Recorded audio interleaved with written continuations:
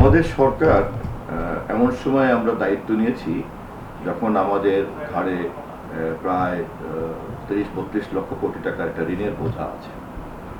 আমরা সরকার ক্ষমতায় দায়িত্ব নেওয়ার পরপরই মাত্র ১৫ দিনের মাথায় মধ্যপ্রাচ্য যুদ্ধের সংকটে পড়ে গেছি এবং সেই সংকট মোকাবেলা করতে গিয়ে আমাদেরকে বাড়তি মূল্যে জ্বালানি কিনতে হয়েছে। আপনারা জানেন যে বিগত সরকারগুলির ভুল নীতির কারণে আমরা একটা আমদানি নির্ভর জ্বালানি নীতির উপরে দাঁড়িয়ে আছি।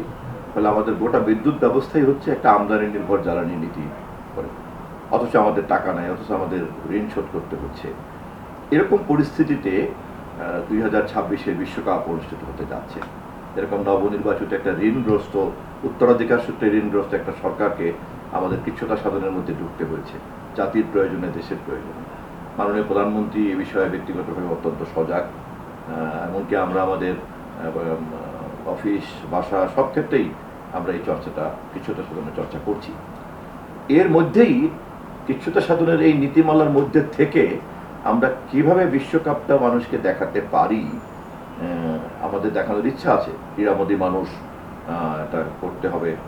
আমরা সেটা পরামর্শ করার জন্য সমস্ত অংশীদারদের সঙ্গে একটা পরামর্শ শুরু করেছি এবং এই পরামর্শটা শুরু করে এটাকে কার্যকরী জায়গাতে নিতে চাইলে পরে কোনো টেকনিক্যাল প্রবলেম আছে কি না আমরা গতকালকে আমাদের স্যাটেলাইট কোম্পানি, আমাদের বিটিআরসি, তারপরে আইসিটি মিনিস্ট্রি সহ সংশ্লিষ্ট আমরা আন্তঃমন্ত্রণালয়ের একটা বৈঠক করেছি।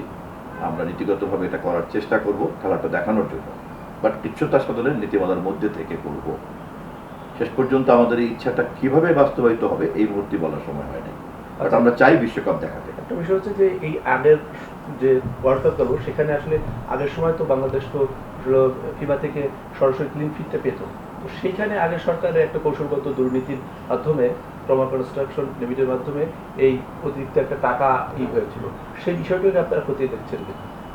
ইতিমধ্যেই অলিখিতভাবে যা প্রমাণ পেয়েছি তাতে বিগত সরকারের পুরো ব্যাপারটাই একটা দুর্নীতি ছিল 2022-এর বিশ্বকাপ দেখানোর সময়, যেখানে আমরা বিনা পয়সায় এটা দেখাতাম আগে সবসময়।